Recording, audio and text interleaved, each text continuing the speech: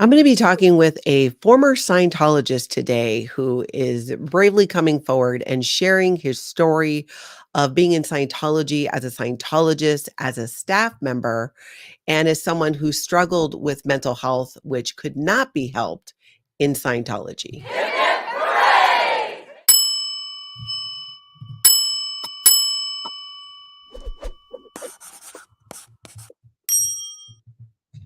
Hey, everybody, welcome. I'm Natalie, and this is Scientology Life After a Cult, where we talk about Scientology culty stuff, my 35 years in this cult, and leaving with 3 generations of my own family. Welcome to the live chat. Thank you for being here. Big thank you to the members. Mahalo. Your support here on the channel means absolutely everything to me, and I appreciate it when you're here. All right, you guys, we have a great interview. This is someone that I've wanted to talk to for quite some time, and I'm happy that we're finally being able to sit down and do that. As we go along, if you have any questions, if you could put question in front of your question, I'll try to keep track of as many of those as I can so we can get those questions answered. And no one, I'm glad you made it to it live. Yay. And aloha to everybody coming in. I see you there, Joe and Kathy and Joel and Witchy Trista. I love that. Boxer Heather, I'm glad you made it. Bina, Janet, Cassie, Amber, David, Hermie, Marcy, Rona, everybody who is here. Thank you so much. Okay, so without further ado, I'm going to welcome, this is Matthew, everybody. I'm going to unmute him here so you can meet him. Hello and welcome. Thank you. Now, I'm going to show everybody right off the bat here your channel because some of you might know him. His channel is The Holy Rogue here on YouTube. You can find it. I've got it linked down below in the description, and I'll share it a couple of times throughout the video here. Now, Matthew, I'm so glad I'm so glad that we finally get to sit down and do this. I remembered that I'd been wanting to sit down and interview you, and I saw a live stream you did recently with Scientology, Yep. and with your story, and it just reminded me, oh my gosh, we wanted to sit down and do this. So here we are. Can you tell everybody kind of like where and when you got started in Scientology? I was researching a lot of philosophies of life. I was 20 at the time. And so for the past, since I was maybe 16, I'd be writing in my journals, poetic stuff and talking about God, and then I'd be reading about, I was trying to find something. I even read about the I Ching, and I was going to start that. And I read the Celestine Prophecies back in the day, which was a fun book at the time. And I was at the mall and I saw a woman who was selling, doing stress tests. And, she did the stress test on me. And she did it successfully. I'm gonna explain quick for people a stress test. When you see Scientologists outside, whether it's their Dianetics table, whatever it is, and they have an e-meter, they want you to hold the cans and they're gonna pinch you and tell you to watch the needle dial. Then they're gonna ask you to recall the moment of the pinch.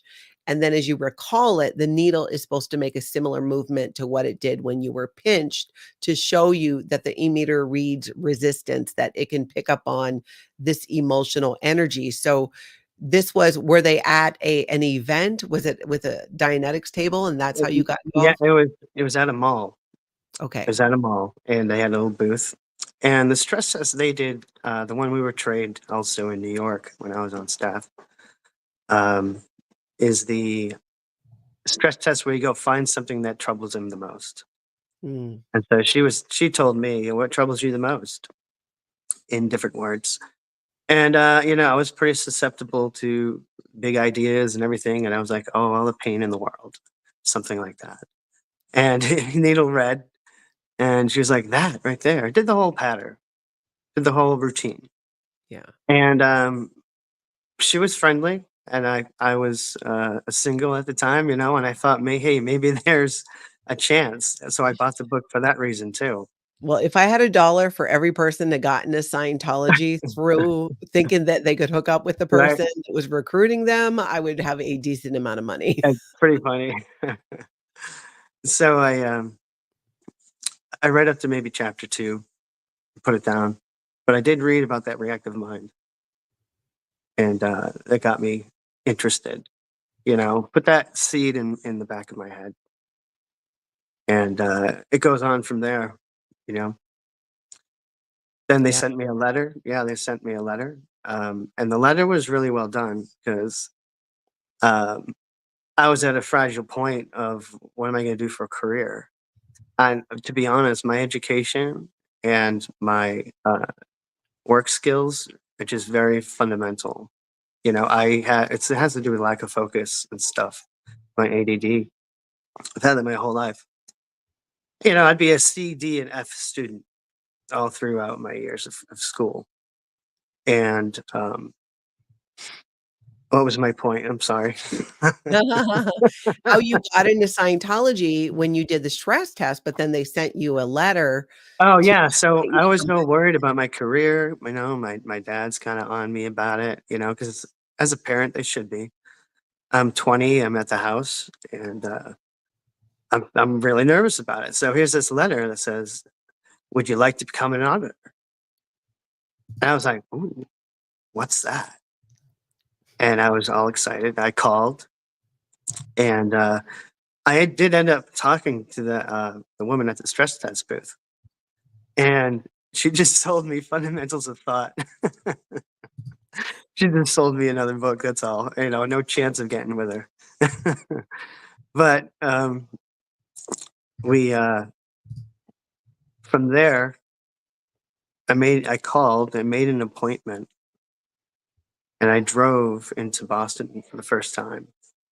And that adventure was pretty interesting. That was like I have bad sense of direction. And so when I'm driving to a new place, especially a city which I've never driven to, I was lost for about 2 hours. I was like driving into Chinatown. I was like, where the hell am I? But I finally got there. And hey, there were a lot of red flags.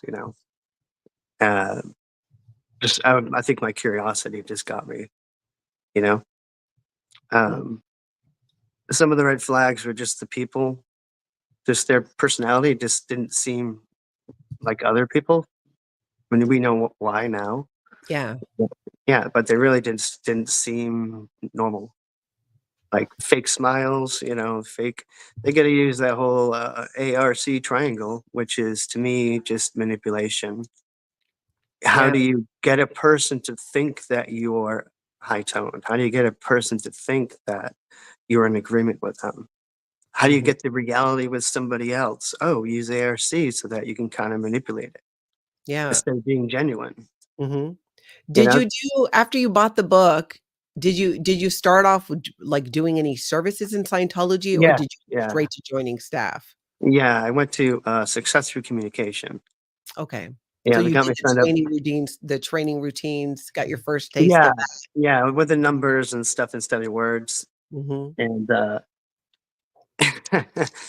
it was funny. But again, red flags. You're just like, this is really weird. And again, the better. I was also in a pretty depressed mode. Now that I'm looking at it, like my friends at the time did drugs with me. We weren't hardcore, but we did stuff. I was backing away from that use. I think I stopped drugs at 19. And that actually added to my schizophrenia, I believe. Mhm. And When did you so, get diagnosed? Just so people understand the timeline, you yeah. had not been diagnosed with schizophrenia or bipolar or anything up to Mhm, until after Scientology, is that yeah. correct?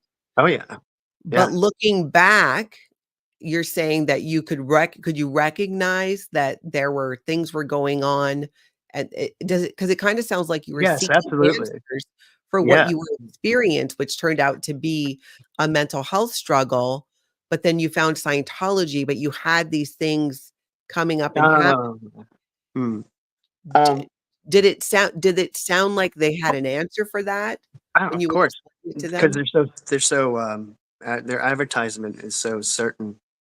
All their customer service representatives have to be certain and smile. It's like, um, Can you lead me again? Yeah. What question? So once you went in and you did the successful communications course, did you do more services? At what point Oh, did you okay. become a staff member? No, it was after staff after that. It was, while I was on the STCC, The and successful the communications course? and I was walking out, and I commuted about an hour each way, and, I, was walking out, and a particular staff member at the time, she was the has, uh Which is basically like HR, so people know it's yeah, the Hubbard Communications Office Area Secretary, which is the closest thing I always think to describe it as is yeah, basically that HR. makes sense, and, she had a lot of charm and what have you, and she's like, you know, she kinda yelled it across the lobby a little bit, and I was at the doors. I was like, you know, I turned around, and she's like, "You'd be a good staff member," like, right out loud. Mhm. No one's ever said something like that to me, and again, I'm looking for a career, and I'm very vulnerable at this time, and naive. So, I was and very enlightened. I was like, "Wow," I felt incredibly validated and just like they want, you know? And, they got me. She got me. I was excited for it. I signed a 2.5-year contract, Mhm. uh, and the very interesting part is when I moved to Boston, um, so as a new staff member, and I was at my house in Massachusetts, right? And,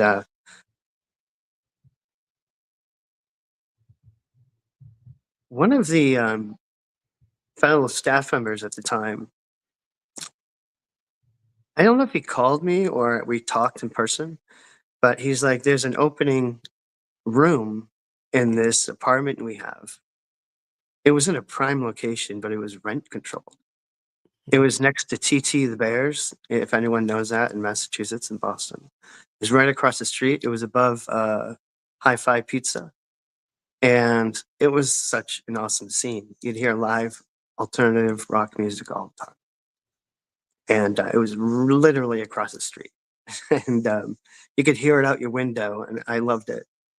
It in that moment, when I lived in that apartment, I was finally on my own for the first time. I never Yeah. lived on my own. Completely enmeshed in Scientology because Yeah. now you're working for Scientology and you're living in an apartment with other Mhm. Scientologists. Yeah. Hey, I appreciate you, adding in there because it jostled my mind. Mhm. I could tell you this, here's another big red flag. Again, I don't really know what I was thinking. Again, I thought maybe I could take care of myself, like, but when I got into that apartment, it had, 1, 2, it had 4 bedrooms, a small kitchen, and a bathroom.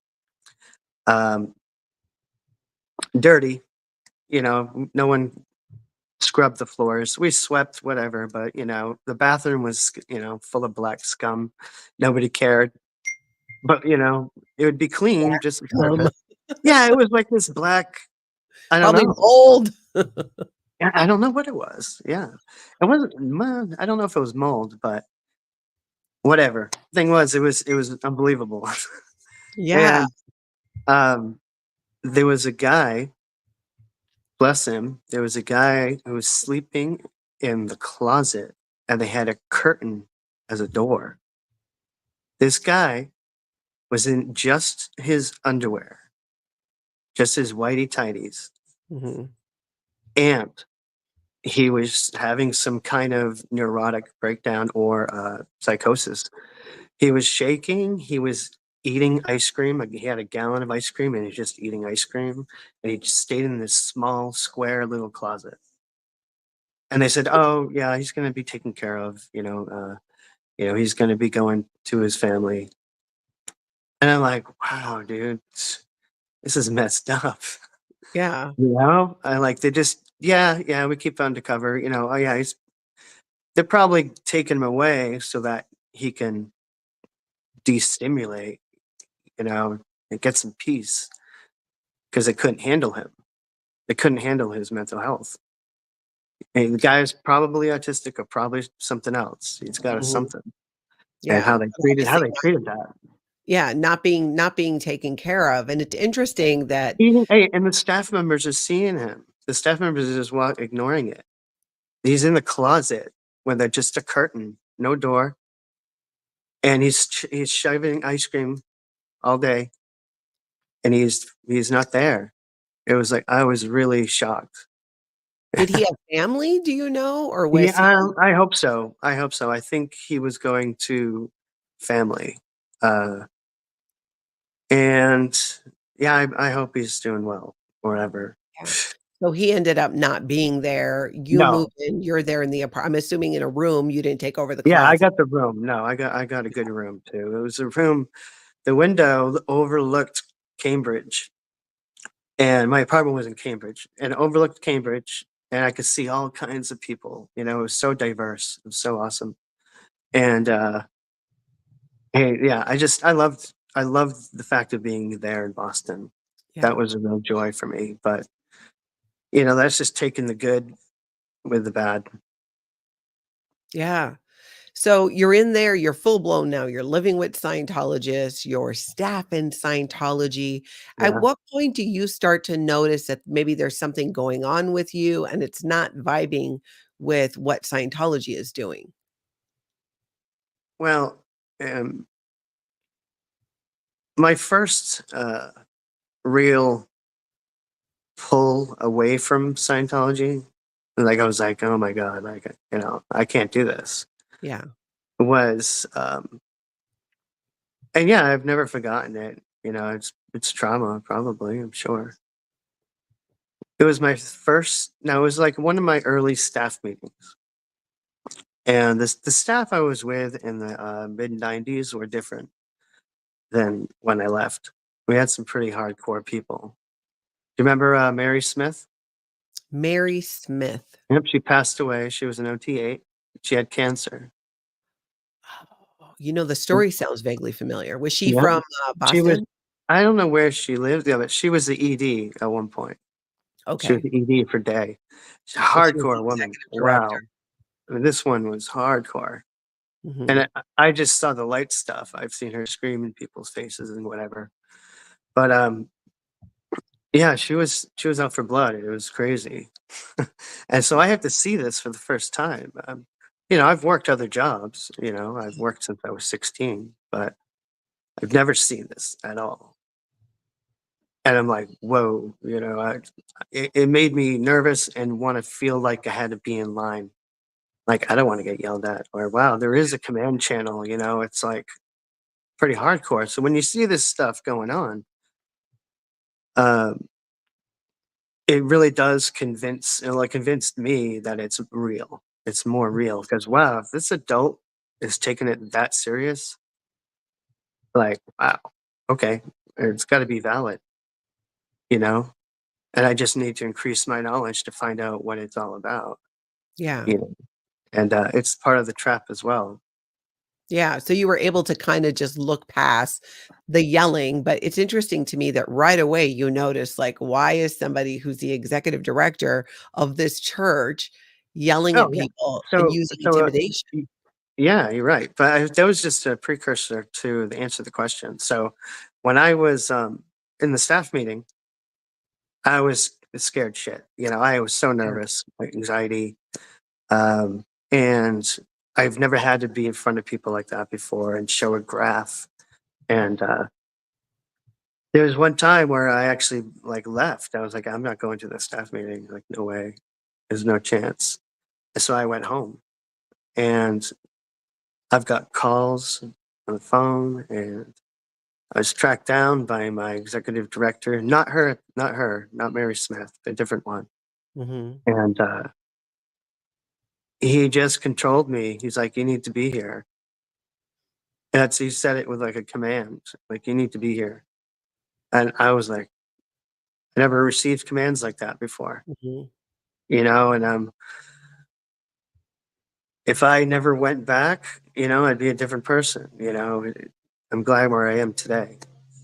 But I went, And the meeting was already going on, and I went while the meeting was going on. And they literally said, like, "We didn't think you were gonna come back." Wow. Yeah, I just Almost got felt, away with it. you know, yeah, I was very susceptible. Mhm. Very, very. How long were you on staff? Um, I'd say about 10 plus years. Wow, that's a long I time. I think so, because I think I did 2 5 years and a 2.5. However, I cut those up, like, I couldn't handle the first time on staff, so I left. Mhm. I left another time. It's an area that just needs to get a pickaxe to, because I have that cemented. I don't really look at it, Yeah. but, like, all the time, all the details of the time. But I do remember, that second time I was recruited. The other interview, I didn't really remember, but I do remember the second time I was recruited. Um, it's just me with my conditions of imagination and, mocking things up. Yeah. Is uh, I wanted to be part of that crew. I was working at the movie theater. I was into the Matrix. I remember even saying to the staff member, "Hey, it's like the Matrix. Yeah, I'm glad to join." Yeah. I So you thought you that had was another the mindset. job because you were on staff full time, but because staff members don't make any money, not enough money to survive, you had another job working at a Yeah, movie theater. yeah, Ah, okay. mhm, And then at the movie theater, you're watching The Matrix, yeah. and are you, like, Uh, realizing, like, "Whoa, wait a minute," because it's interesting about The Matrix is yeah, a lot of Scientologists will see it as Scientology is saving people from The Matrix, yeah, exactly. Kelly but then Copter when you did a great video on that. Yeah. oh, wait, I don't think I saw that, I Oh need my to see god, yeah, it. it's really good for anybody who wants to see how the Matrix relates to Scientology. I think Yeah, it's more accurate to say how Scientologists think they're in a Matrix-like world. mhm. Uh, Her video will really details that. Yeah, to check that out. So you're watching The Matrix, are you connecting any dots between that and Scientology in any way, or it was Oh, just, yeah, yeah, The I movie? was like, I wanna be part of this. I was Mhm. out of it, and I just felt like I wanna be part of it, and I believed in the lie, Yeah, and I wanted something to do. I don't know, something kept me there, that interest. I think part of it was, delusion, but we all get deluded when we're on staff yeah. to some What to was some degree. Yeah, that's very true. That's what keeps people there. Yeah. For you, what was it where you finally left? What was happening that you finally were like, "Yeah, Oh, yeah, I'm so out." this one I appreciate you mentioning this, but this one has got some meat to it, and, I'm okay talking about it, you Okay. know? Um, it's in the past, so it's not as sensitive as it was, but I think this is the right time to talk about it. Okay. Um, so my ex-wife, uh, she's a good person, never did anything bad, nothing. She didn't deserve the pain I gave her. I, through my manics and through my behavior, I caused a lot of financial stress, and I caused a lot of upset and heartbreak inside of her without me even knowing, without me really seeing it. And it hasn't been since I've gotten mental health that I can now see what I've been doing. Mhm. I we never talk. We exchange a text here and there, but um, I just feel really good to say something and get it out there. And maybe Yeah. one day she'll see this. Yeah, maybe. And just so people know, okay, if you're comfortable sharing it, can you Yeah. share your diagnosis that you've gotten post Scientology? Because that might help to explain what was Oh, okay. happening when you were Sure. in Scientology, but was not diagnosed. Sure. Um, well, I did testing because my wife said to me, And I was in the middle of a real psychotic issue and like Mhm. delusion and what have you. And she said to me with love, she said, Matthew, I think you have multiple personality disorder. And I took it to heart and I said, okay, honey, uh, let me look into it. Mhm. And there's also another factor where my stepson, who is autistic, um, I saw a lot of things that he has that I have. And I was like, this is interesting. I need to check this out. Mhm. So I did finally get testing and it was great. It was like 4 hours long. We did all kinds of the mind games and all that stuff, but it was detailed. And I got the diagnosis of schizoid. Schizoid is like the lesser stage of schizophrenia. Mhm. You have schizoid, and you have schizotypal, and then you have schizophrenia. And it's in a spectrum, just like autism is. And just so you know, like before autism was isolated by itself, it was considered schizophrenia. And Mm. that's an interesting thing. They're related. They're very related. Yeah. And, um, so I saw the signs in him. I'm like, man, so I did the testing. I got diagnosed with that and ADHD. And I think another thing, I'm sorry, I'm a little frozen on it. No, quite all right. So when you're talking about this story and what was happening before with your wife and the financial issues, would you say that that was heavily driven by your mental health issues, but Yeah. because you were in Scientology, you didn't know that that's what was going on, nor Yeah. would Scientology acknowledge it as a mental health crisis? Yeah. Like that's good. Here's a good example of a simple one. I had the thought one moment um, where you have a manic, and I would spend a lot of my money. I was in my 20s and 30s. I'd spend a lot of my money on card collecting games like Magic the Gathering, and there was a couple others too. I was addicted to that. Mhm. It was so good for my brain. It wasn't funny, and I loved to build decks, and I would spend money, just buy them, and use them constantly to the point of like ignoring my wife and everything, Mhm. and my wife at the time, and that manic never gets addressed in Scientology. It Mm-mm. just gets addressed as an ethics issue. Exactly. Yeah, and that doesn't do anything. And they Mhm. say, "Oh, ethics is not going in." Uh-oh, and they go their own route. What do they do when they say ethics isn't going in? I forgot. I forgot. Well, then there's a more strict ethics gradient. So, you Yeah, also might be thinking about that in Scientology, L. Ron Hubbard said that if tech isn't going in, so if L. Ron Hubbard yeah, technology is yeah, yeah. working, that ethics are out. So, if Right. Scientology doesn't work on you, it's because you're a criminal or doing Yeah, some type of out ethics activity. It's yeah. never that Scientology doesn't work, it's that you don't work. Hey, I gotta say this because it's fresh in my mind. Yeah, go ahead. But one of the traumatic things I experienced was um, trying to get in session and actually trying to.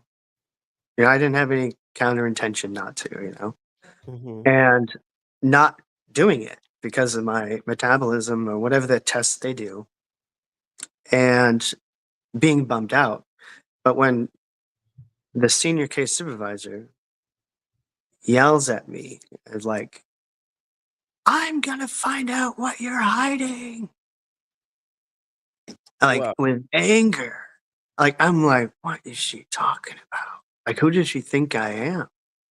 Like, my condition must be doing something here because, I look back, I go, what was I oblivious to, or what am I doing? You know? And It was just like it dropped my emotions, just dropped me, made me sad, and you Well, felt and like a it's loser. also completely that's a violation of Scientology's own rules. You would never, Oh, as a yeah. case supervisor who is supposed to be the most highly technically trained person in that Scientology organization, to yell at somebody receiving Scientology auditing, or a pre-clear, as it's called in Scientology, It was horrible. is completely not okay and violates Scientology's own rules. This same woman, I remember the same thing with session. I don't even know what the session was. Maybe it was ethics, maybe it, was the drug rundown, I don't even know. Or Mhm. maybe some special handling, I don't even know. But, I was eager to do it. I liked auditing. I Yeah. liked going into past lives. It was great for my schizophrenia. Are you kidding me? It was a playground. Did you It really find was. when you were grading auditing, let's talk about that for a minute, and knowing what you know now, because now you have that diagnosis, right, of schizoid, it was called? No, well, here's the point. It's schizoid when I first got the diagnosis. See, we have like 3 different things going on, which is great. We have a lot to talk about. Yeah. But going back, I was originally diagnosed with schizoid, and I looked at it, I kind of ignored it. I was kind of didn't like the name, I didn't like it. Um, my taboo with psychiatry was getting there, and I just started saying, you know what, though, because it was still acting up. I was Mhm. still acting up, What and does it look like when it's acting up? Like, how does it's that manifest? really the manics for sure. Like I'll get uh, intense into something. Yeah. Like one example was the card collecting games. I still do that in other things. Be it video games or be it whatever. It's like I have to be manic on something in order to just satisfy, or in order Mhm. to just be myself. And it's very hard to control. I am using medication, which is fantastic. It has helped me greatly. Mhm. It's still there, yeah, but it's far from what it was. Yeah. And so I did all this research into schizoid and schizotypal and schizophrenia, and it's really delineated. Just for people who have the that wall of CCHR and how evil psychiatry is. That was been in my mind since I was in Scientology. Yeah, and Uh, for people who might not know, that's the Citizens Commission on Human Rights, is a front group of Scientology with the sole goal of eradicating psychiatry. yeah, come on. I mean, hey, remember psychiatry created perfume. Be careful, man. You know. There's So you're back there, uh, you're going through, you're getting yelled at, in your auditing with they're trying to find out, at that point, like, what's wrong with you? Because we were talking about towards the end of oh your yeah, yeah. Scientology, what kinda was that breaking point where you finally broke free? I in session, I had a past life recall Mhm. that I was an OT7. Okay. I was a woman, and I felt the connection to that so strong. Mhm. I went manic with that. I went psychotic with that. It Yeah. was real to me, and to the point of this is real. I am here in present time with as an immortal soul, as a previous OT7. Like I took it so like, wow, God. And it changed my mentality, it changed my view of where I'm at. And um, It yeah, I played know. into that I'm sorry, so do you think that was you were saying that was part of the being manic or the schizophrenia, was believing that in a past life, you were a female Scientologist who done up through operating Thetan level 7 in Scientology. When you have that realization or that thought and it becomes very real to you, did it change any way that you were living your life in the present? Yeah, How yeah. did it interfere? I was acting more superior, I think, in my voice. in my attitude, like more strong, Mhm. more with that fake certainty because I felt certain, like, oh my God, this shit works. Yeah, and I'm sure in Scientology, they don't tell you, "Oh, no, no, No, that didn't no. happen." And it's so sad because I'll tell you how far it even went. When we had Asho over, we were like, I went to the reg and was like, hey, is there anything to acknowledge a past life OT? Like, do you have a rundown? Is there something free to do? Like, if it was real, Mhm. as a side note, if it really was real, don't you think they'd do that for free? Like, oh my God, okay, well, we're going to do a rundown here and just check it out, you know, or Yeah, whatever, something. yeah. But no, there's absolutely nothing. No, And I nothing feel like free. yeah, they were buying an intensive. No, I'm not going to do that. I couldn't. I even asked another OT, hey, could I borrow this money? I went down that road. And luckily, she said no. Mhm. I was so convinced that I wanted to uncover it and get it validated. And I decided that I don't want to be in my marriage because it's not the right thing to do. And that's a big part of the psychosis there. And it was the hardest thing I ever had to do. One of them. The first one's actually leaving my daughter behind with my wife when I left. But the first one was telling her I want a divorce because she didn't deserve it. She didn't do anything. Mhm. And Did you feel I, you needed the divorce because you were this immortal being, this operating Thetan level 8 in a past life? yeah, Was that what was driving the divorce? yeah. And I Did didn't it like the environment I was in. Like I didn't belong there. Yeah, It was like, because I was convinced. yeah. And, Did the belief that you were a female in a past life, did that cause any confusion or question about, who you were now or in this lifetime having a male body?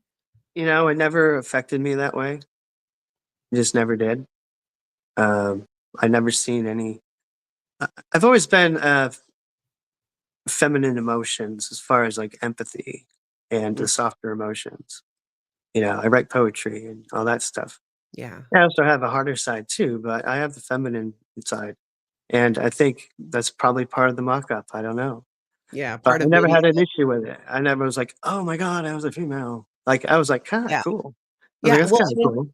and in Scientology, there is no like, you can be a female last lifetime or a male lifetime and a Right. female or a male the next lifetime. Thetans, the belief in Scientology is you don't have a sex because you don't have a body. You're a Um, static, your yeah. energy or neither male nor female.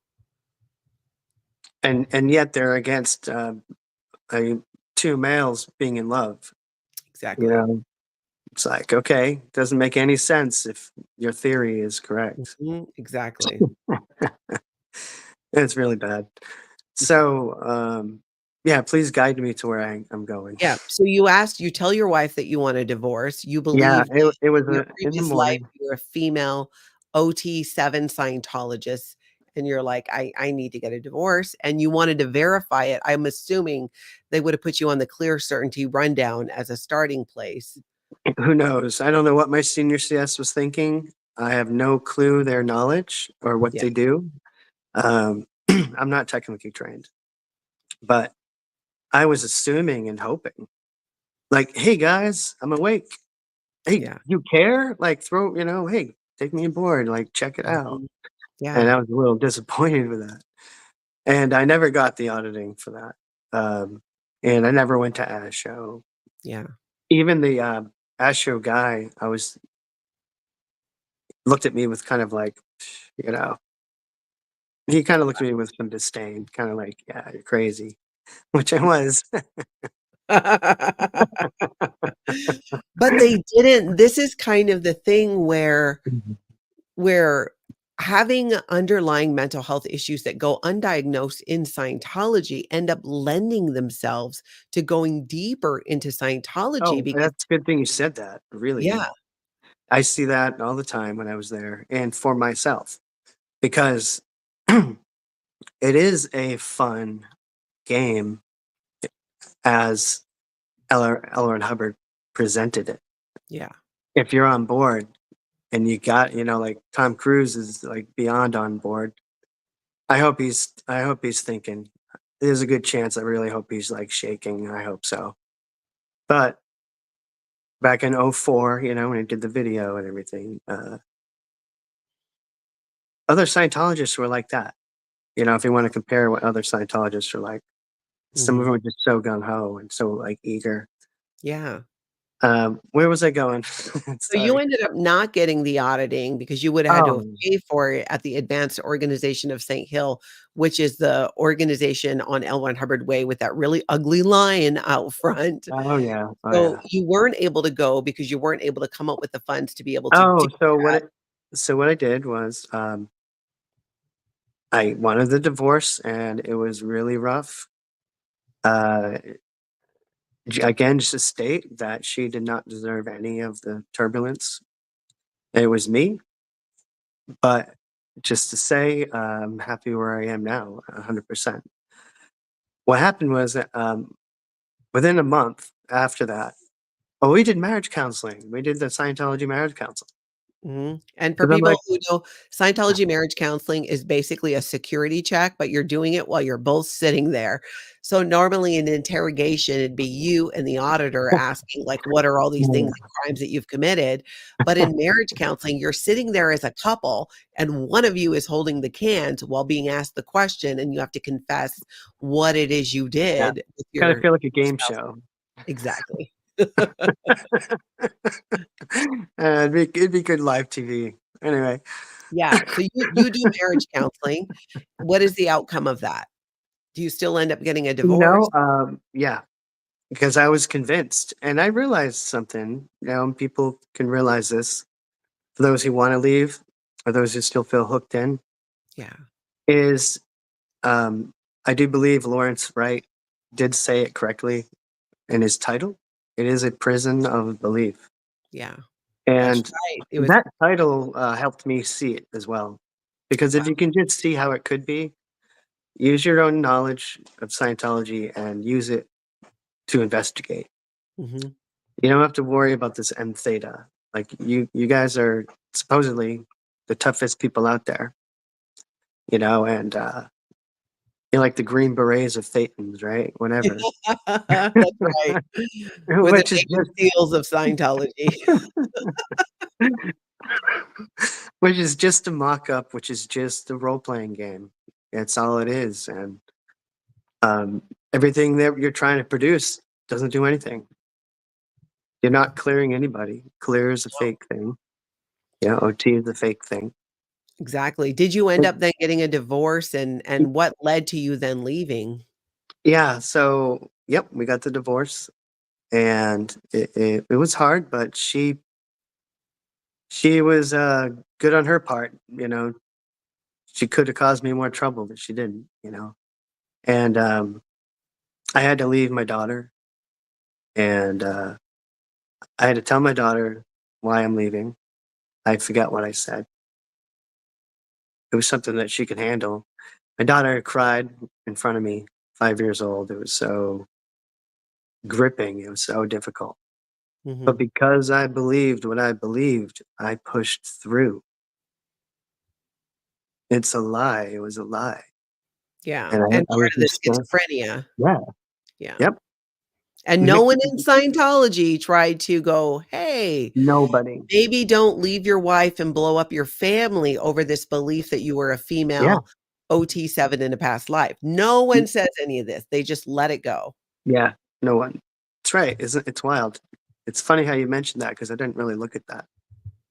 But nobody said anything. Yeah. I don't know if they wanted me out of there. I don't know if they were like, okay, good riddance. I don't know, you Yeah. know? But they tried to contact me a few times after that. And of course, I'm not going to contact them. Yeah. Uh, let me see. Again, I have so much to say. Um, Yeah. Well, you were talking about leaving, like, what led up to you going, "Okay, I need to be done and away from yeah, Scientology." That's when I was here in Florida, when I moved to my parents' house for, you know, some sanctuary and to start things over. I was originally going to be here just for a few months and make some money to pay off some debts and go back. To Boston. Yeah. Yeah, okay. Are you in And that Florida was, now? yeah. Okay, Yeah. I've been here for 13 years. got it. And so after during those months, I was like, there's no way I'm going back. And there's just no way. And I felt peace. I felt calm. I had, I was away from Scientology Yeah, physically. It was yeah. nice. It made a huge difference. And, you know, I'd still practice it here and there. I got into communication with some Scientologists online. I don't want to say their names, but there's some damn funny stories. There were OTs too. Um, you know, it's funny with these OTs, we got into kind of like a romantic relationship online. And they're so vulnerable. Like I was like, oh my God, this OT7 is in love with me. I'm like, what the hell? You know, or like one time she was like, don't ever leave me. I'm just thinking like, what's going on, right? How did you meet? Did you meet online? Was it Online, yeah, it was online Scientology in chats. Yeah, it was Scientology chats. Yeah. Scientology chat? So, Yeah, like, and, social media? Facebook, yeah, social media. Before, back in the, let me see. I got here in 2011, so it was around that time, 11, 12. And funny stories. I can just, I feel like I shouldn't share them, but you know, I'm not going to say the person's name. I have no desire to humiliate anybody, or I don't mind exposing somebody of the evil they're doing, Yeah. but you know, in their past. Um, But you were kinda taken with the fact that there's somebody who is a higher up in Scientology operating Thetan level yeah, 7, and she yeah, fell in love with you over an online relationship without ever meeting you.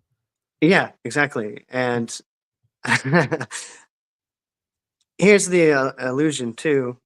These are just little details. Yeah. I think details matter. Um, I was in the front of the house one night, you know, and we were talking on the phone, and a wind came by, and I told her, "All right, nice wind," and she's like, "That's me," and I believed it because she's OT, Yeah. and she goes, "Oh, that's me," you know, da da da, and I was like, "What?" I believed it.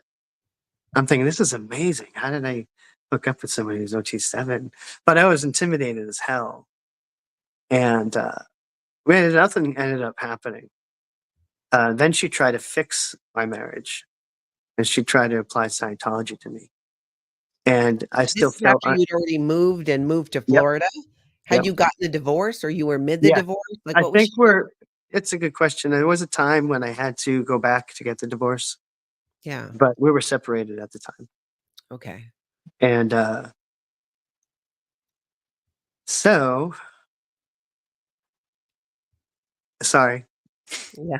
So you meet this woman, you guys don't meet in person. No, no. You end up falling for each other, having an online Well, relationship, yes and no, like, falling is a little different, you know, like, I didn't have the affection for her, you know, but I was like, but she did for "Wow, you. this is the score." Like, "This is wow."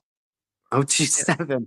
I'm like, how it blew my mind that what they are supposed to be and what they actually are. That gave me a big indicator of like, this is weird.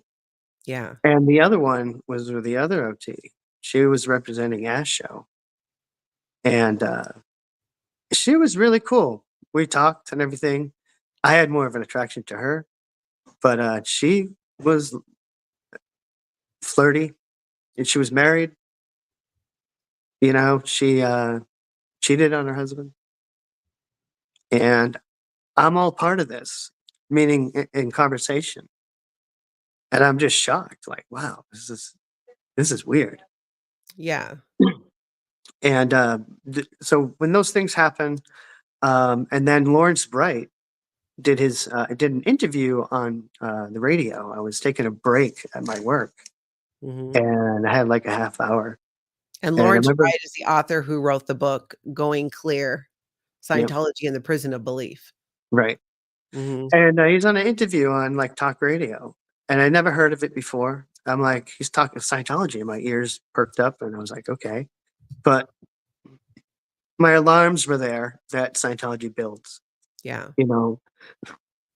But luckily, because of my distance away from Scientology, I was like, you know what? I'm going to listen to it. Wow, it just made so much sense. And he goes, all right, I need to question. Yeah. His interview was so good. And I go, I need to look up stuff online. So that was the real fun part. That's Yeah. when it just broke up. Well, you can finally unzip that bag and Yeah. like look in all the like crap in there, and all the answers that were supposedly gold that are nothing but, trash, nothing but, you name it. Yeah. Once you found that, you go online, you start discovering the truth about Scientology. You're obviously, I'm going to assume you read Going Clear, Lawrence Wright's No, book, I actually, the no, I interview. didn't. You Believe it or didn't not, just no. listen to the I saw interview. the film, but I didn't read it. Okay.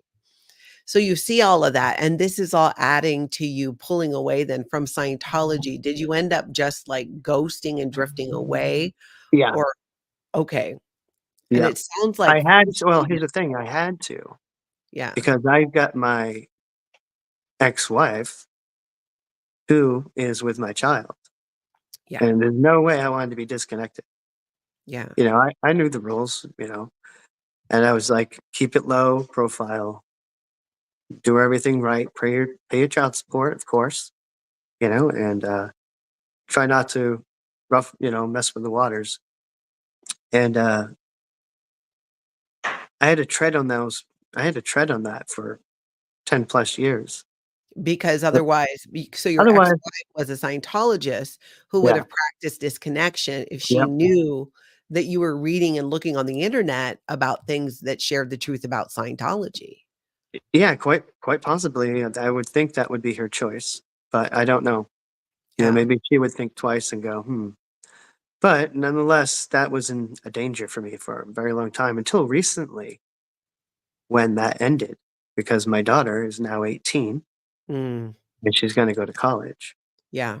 And she has told me she's not a Scientologist. And, to keep it simple. And that to me is such an amazing relief. Yeah. Like she's free. Yeah. And her environment was Scientology. And how she got out of it, like how my daughter still didn't get involved. It's amazing. Another day for a big story, Yeah. but again, no, I don't want to put in the spotlight the people who are in my life and cause them any Yeah. trouble, I totally get that. But your daughter, you're happy she's not a Oh yeah, Scientologist. so happy. You then end up pretty much drifting away Yep. and And then kind I of met my wife. Then I was working in 2012. I met my wife in okay. June, and it was instant. Like I'm a guy who's, believe it or not, like I'm not promiscuous. Never have been. And so I'd always be looking for true love. Always. I was always that emotional, empathetic type. And which had its good things and bad things about it. But um when it came to my wife, I saw her and it was instant attraction. Both of us.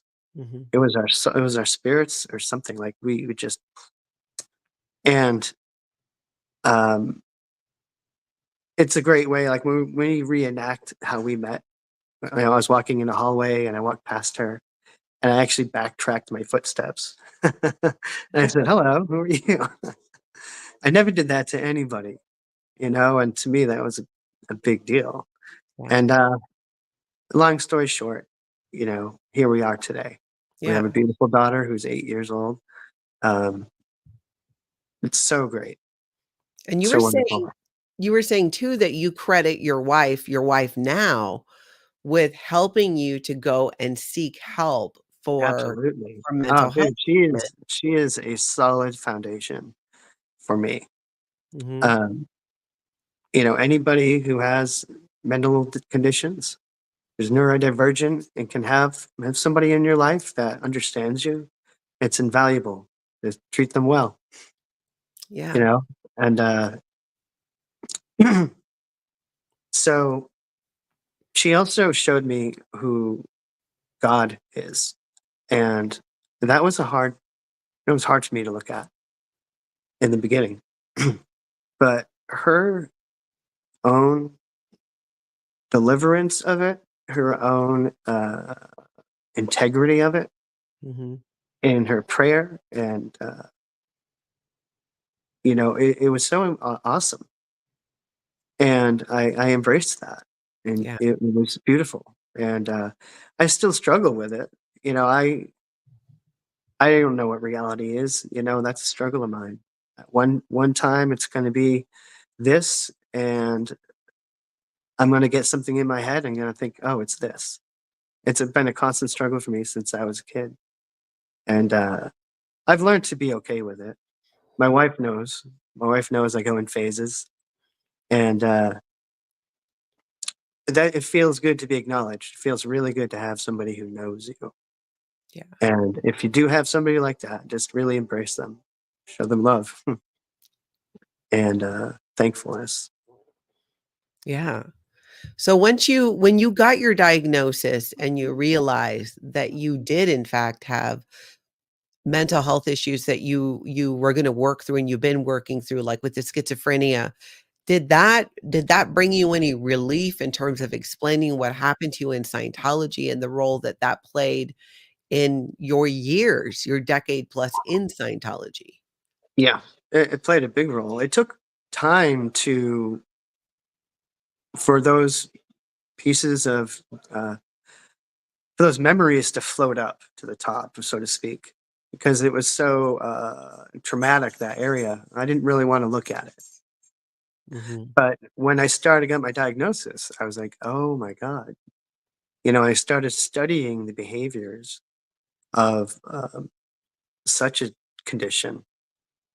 Um, it blew me away. I was like, this is why I was so manic about Yeah. being an 027. This is why I acted to that degree. Mhm. Uh, this is why I spent all my time on card collecting games, and self absorbed in comic books to an extreme that is so harmful. Mhm. And I still have that issue.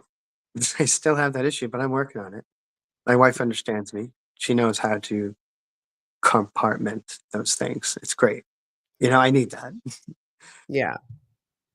Yeah, that totally helps when you have somebody who understands what you're going through and maybe some of the tools to help you along as well. Yeah. Oh, So I now wanted you're to say one thing too, go ahead. just in regards to psychiatry. So when I did my study of the condition, I noticed how accurate it is. It's the opposite of what they're telling you. Yeah. I realized, wow, man, this is very accurate because they delineate. They have the borders of the condition. They have those things that are definitely there, the outline, and that's helped me tremendously. That knowledge. They have the same thing for autism and what have you. You know, Yeah, being able to put the proper label on something, to really yeah, be able to yeah, understand it with the actual diagnosis, not what Scientology says it is. I mean, they were gonna let you play into the delusion about being a female and operating Thetan level 7 Scientologists in the past for their own benefit, to yeah, keep you for in real. Scientology and Yes. get you to Yep. actually pay that money. And now fast forward, you've gotten actual mental health treatment, a diagnosis, you're with a partner who understands, and you're really moving forward in life. That is just amazing to me, and I think it Oh, speaks great. so much to how dangerous Scientology is for the average person. But the thing is, when you have an underlying mental health issue, it's even more Yeah. insidious and dangerous because of You know, that. yeah. I'll tell you one example that was really heartbreaking. There was a guy, he had to be in his 50s. He had autism. You could tell he was quirky, but he loved Scientology. He didn't have any money, but he'd come over at the org all the time. And he was probably on a basic course or something. No, he joined staff. They took this guy to staff Mhm. for slave labor or what have you, And I was in the qual area, and he was pacing back and forth, sweating, so nervous because he had to do an OW write up. And that's And Overton withholds, writing up your you know, Overton withholds, like a but confession. yeah, but his characteristics really shine, like his autism really shown. And if they just got treated him correctly, I'm sure they forced him, yelled at him, did whatever. Yeah. He's in an utter panic. And again, it's just another example of just they ignore the hell out of it. And they try to tell you that the cause is a implanted word. It's not real. A reactive mind. Mhm. It's horrible. It's Yeah. really evil. Yeah. And I think it's why it's such a great thing to have people like yourself who went through that experience and is now getting mental health help that's actually valid. And I think Yeah. that might speak to so many Scientologists who are Yeah, still please. under I the hope so. radar. I hope so. The hardest thing for the staff member, in my opinion, is you feel like you're going to crumble the org down. Mm, You're one of the cards in the house of cards, and if you leave, other people are going to suffer and fall. yeah. And you're like, I can't do that. It's a strong pressure, strong anchor keeps you there. When I was the Purify C and forced to work 7 days a week for 10 plus hours, whatever, I was chained. I was like, I could have left, but then there wouldn't be any Purify C. Oh my God. I'd be such an evil person. I'd cause Mhm. such a big problem. Who's going to do the Purify? Some of these Yeah. people on staff right now feel that way because the people on staff they bond with, they're friends with. I liked everybody there except a few. Yeah. And that you might want to evaluate that, whoever's watching it on staff or even in Scientology. Yeah. um, anyway.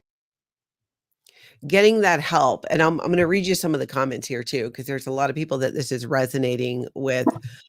First, I wanna thank Janet Burns for being a member of the channel for 6 months. Still loving being little David's worst nightmare, as Aaron would say. Absolutely. Let's see. Hold on here, I'm gonna go backwards. Amanda says, most Scientologists would avoid psychiatric care forever. It took me 15 years to get that indoctrination out of my mind. It is so It's so common. true. It is. And I've been thinking a lot about this, and I feel like I'm beginning to believe more and more that when you have undiagnosed mental health issues, and even if it's diagnosed and somehow Scientology still gets their hooks into you, they exploit that because, Mhm. again, the delusions, if somebody's bipolar and they have delusions of grandeur, Oh yeah, right, Scientology right. will completely play into that, and it just makes it all worse. Or Crickets when you yeah, go into the manic and you do the opposite end, you go into the depression. yeah, With the way it works with me, I'll be in the manic for it could be years, it could be months, it could be weeks.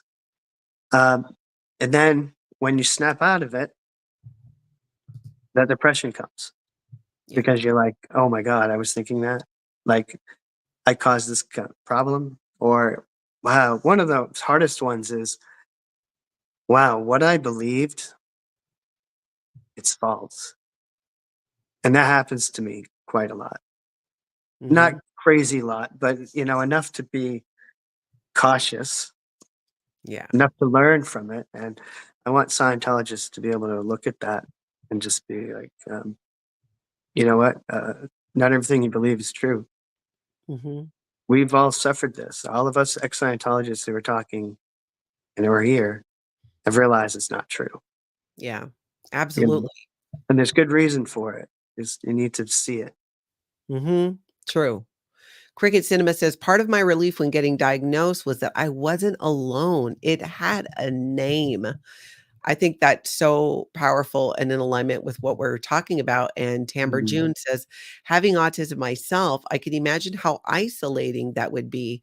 Being neurologically different and having so much pressure would Uh, break anyone." oh yeah. Oh yeah. For real. Yeah, Yep. not having to I mean, just the training routines, doing those. I can only Oh my imagine, God. somebody who's on the spectrum and just being forced into these boxes. Ah, it's so sad. So sad. And they'll say, "Oh, it's fixing his autism." You know, "Oh, the TRs, yeah, they'll help him fix his autism and get him more focused, whatever." It's Yeah, like bogus. And what I know about autism and what I've seen, um, if they're trying, they can do a really good job. They'll do a phenomenal job, but it'll become to a point of, um,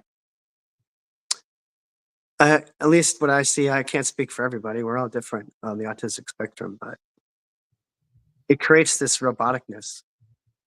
yeah, And they do it so seriously and it's not natural, you know, and they have to do it.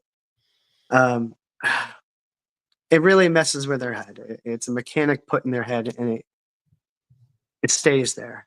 I'm kind yeah. of rambling, but No, you're making I totally get it, and a lot of the comments are alignment with that. In fact, Jen says, so sad the way they treat neurodivergent people. I'm one and can understand why members unalive themselves when not getting man. treatment. The cult will make it worse." Yeah, absolutely. Like I said, with a guy eating ice cream with his underwear in my apartment. Mhm. That guy was like really bad shape. It And took him nobody that was long. helping Yeah, it took him that long to finally get him out in that condition. This says no care, none at all. You know, there's no love there at all. him. It's No. just, oh, it's a Thetan. It's just a person who's a DB. He's a Yeah, degraded being. great being, yes. It's so horrible. It is, it is. Joe says, "I'm so glad you're happy now, married, and a little one, Matt." Thank you. Thank you. That's great. Um, Jean has a question. How do you handle when people treat you like you're crazy or stupid around your family or child? I hate the disrespect. So I think it sounds like she's asking, or does that happen? And how do you handle it? Well, one thing I've learned about myself and my conditions is that I'm a bit oblivious to it. And it's even hard to know when I am doing it sometimes. Yeah. And that was hard for me to understand. Like, what do you mean I don't know I'm doing it? Like, I would obviously know, but you just don't sometimes. It's something you're Yeah. just not aware of. And if I do act up, like at work, we laugh all the time. I've got a fun reputation there, but they know I'm quirky. They know, they know I have things. I've told people what I have. I'm not ashamed of it, Mhm. and I think that's part of it too. Is the mental health awareness has been raised to such a great degree in these past 10 years, 5 years, Mhm. at least what I've experienced, Yeah. where I can easily say, "Yeah, I have schizoaffective disorder," and if anyone says anything negative, it's like, "What's the problem? Like you're being discriminatory." And people will take that up now. People will be respectful now. And if they're not, you should just stand up for yourself. Yeah. You know, say neurodivergent is a great word because it's pretty accurate and it encompasses the whole. Mhm. And you can just simply say, "Excuse me, I'm a neurodivergent person." You know, you can just stand up. Yeah, It's exactly. okay to be. It's okay to be mentally different. It's okay to Mhm. be. It's okay. Yeah, and it doesn't mean that it's wrong or anything is wrong with you. It's just you're living in a world that's made for 80% or whatever it is of people who are not neurodivergent. Yeah, yeah, And yeah, but there's so much power in putting the correct label and understanding what it is for an individual. I think that yeah. that is So so much. incredibly empowering, and that is something you don't get out of Scientology because they don't acknowledge that there is such a thing as being neurodivergent and any of Right. that. In That's a fact, psych term. Don't you yeah, dare say that word.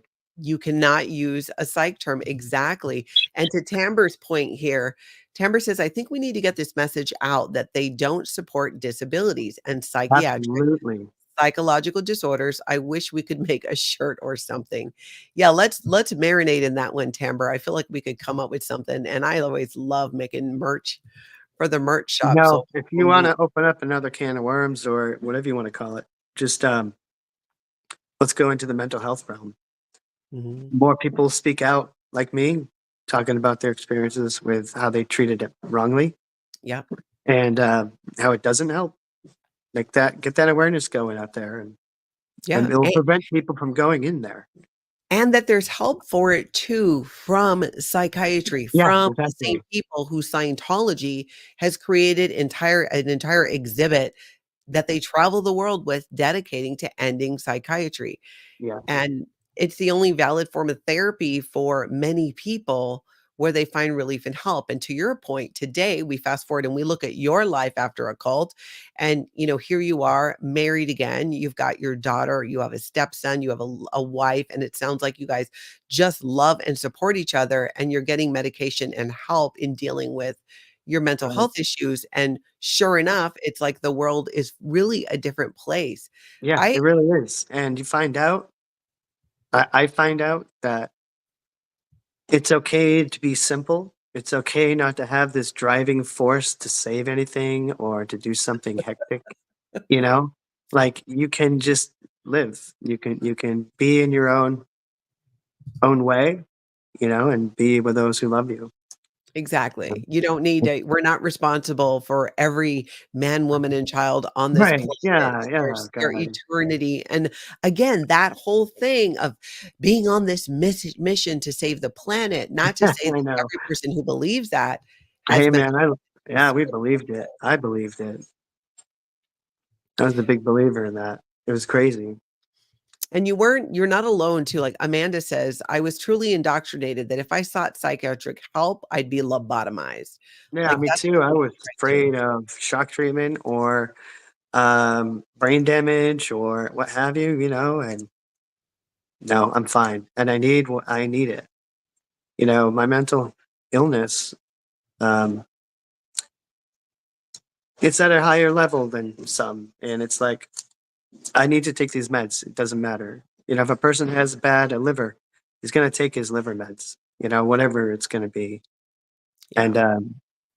that's the way I look at it. And it doesn't harm me.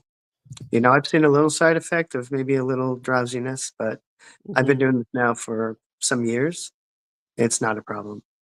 Yeah. And just talk to your doctor, talk to him, try things out. I tried like 3 other medications before these, and I did not like them. Mhm. And all I did was say, "Hey, tell my doctor." It was easy. Yeah. It was easy. And they can find the ones that actually work for you. It makes so much sense. Jess, good to see you, says, "Hallelujah, we are not responsible for the planet." That's That's funny. a huge thing to admit when especially when you're indoctrinated for so long that, yes, you are, and that's what you need to do. I'm so thankful that you were willing to not just come on and share your Scientology story, but be so open about the mental health aspect of it, because I think that that is so needed, and because Yeah, I think Scientologists so. lack the education and knowledge around mental health, they don't recognize what's happening, and they're just using Scientology terminology, and we're seeing way too many Scientologists unalive themselves or get into Yeah, situations that where there's simple help for it, but because of Scientology, it is denied. And yeah, I think sharing your story here and your channel, which I'm going to show that again, You can find Matthew at The Holy Rogue. There's a link down below in this video where you can find his channel there. And looks like you've done some videos with your wife as well, so people will get to meet Yeah, a her. couple of months ago, and I want to do more. My content needs work, okay? I know. I judge myself, but you guys check it out if you want, and whatever. I have to make good content, better content, in my opinion. So I love more that to you're come. doing it. I What's love that? that I love that you're doing it, and like I said, are willing to speak about this. It's gonna help so many people, even people who were never in Scientology, who maybe just I didn't think didn't that's great. realize. I Yeah, think that's great. If I can help people, that'd be blow my mind, you yeah, know? And what if you have any ideas in the future, any interviews or you want to talk about something about this, that'd be great. absolutely. Hey, there's Well, a couple things. I wrote some notes. Let me okay, see. Let me see here. So, hey, in my last interview I did, I wanted to correct my time in Los Angeles with the New York book selling. So I said I was in Los Angeles and I learned the book selling stress test model they did. That was actually in New York. It was a separate time. So okay. as the bookstore officer, I did go to LA during the release. I don't actually even remember what I did there. I maybe Mhm, blocked it out. I'm like, nothing that significant. And then another time we went to New York in Times Square. It was awesome. What a time. But we were out there in Times Square with the table and just doing stress tests. But we had to do an exact pattern that was so robotic and you couldn't change it. yeah, It was bad. So it just hoodwinks people. My point is this, like it hoodwinks people. When you do a pattern, like a rote thing, mhm, you can see like you almost have to mock up emotions with it. yeah. There's deception. There's deception. And that's all. They're full of deception. That is so true. Mama Opal says, "I've been a loyal watcher since the beginning. I love your content, and it Thank just you. keeps getting better, Matthew." Thank you so much. Um, yeah, I did want to do a shout out, Okay, but okay. Um, I want to give a shout out to Serge Delmar. okay. My heart goes out Yeah, to him. I love Serge. I love you, Serge. Um, your actions and words are really helping, and it's making people like myself um, feel safe mm, because of your confront. And I want to thank you so much for everything you do. that's really beautiful. Hopefully, we'll have to send him a link to the video to your Mm. message. That's really thoughtful. Tamber says, "You rock, Matthew, and you, Natalie, are a great interviewer." Thank you, Tamber. Thank you Thank you. very much. Joe says, just talking out will help so many, Matt. Thanks for Yep. being so open." Yeah, you get Let's the idea. Oh, sorry. Oh, no, go ahead. The idea that I would love to see is, um, let me think. I had this thought in my head. Uh, um, it'll come back. Sorry. Go ahead. No problem. I'll read this comment. Dorothy says, "I love his content. Other Scientologists can see how he's left and integrated into a life he loves." Mm. I agree. Tamber says, "Unfortunately, we learned that if you have any mental health problems, Scientology will do the opposite of help you." I agree. I think that's very, very, very Oh, spot on. now here's an example of misapplying why Scientology is dangerous with people, especially with mental illness. Yeah. So if you have a manic episode, which is going to happen if you have that condition, Mhm. um, and it puts you in an out ethics situation, whether it be small, like, oh, I ate too much, or I looked at the wrong things, who knows? And they make you do condition formulas Mhm. where that's not what you need at all. You need an actual address to the manic. You need an address to that constant thing that goes, the Yeah. constant thing that's built in you. And they think they can control that with conditioned formulas. Mhm. And it puts a person reprogrammed, it reprograms a person to think like they want you to without acknowledging what you really have. And it's extremely dangerous. Mhm. It absolutely is. That's why it's so important and why I'm so grateful that, you're sharing your story because you touch on things not just as a former Scientologist, but somebody who struggled with some serious mental health issues and what ended up happening as a result of it with Scientology. And I Mm. just love that there's a whole nother part of it to your life after this cult and what you've been able to put together. I think it's really inspiring for people as well. Thank you so much. It's nice to have that effect. Yeah. You know, it's Keep nice. keep keep talking, keep sharing, keep creating content on your channel. And I Natalie, you too. Natalie, what you do here is so valuable. Please, it's so valuable. And just keep doing what you're doing with your heart. And we all appreciate you. We all love you. We all want to protect you.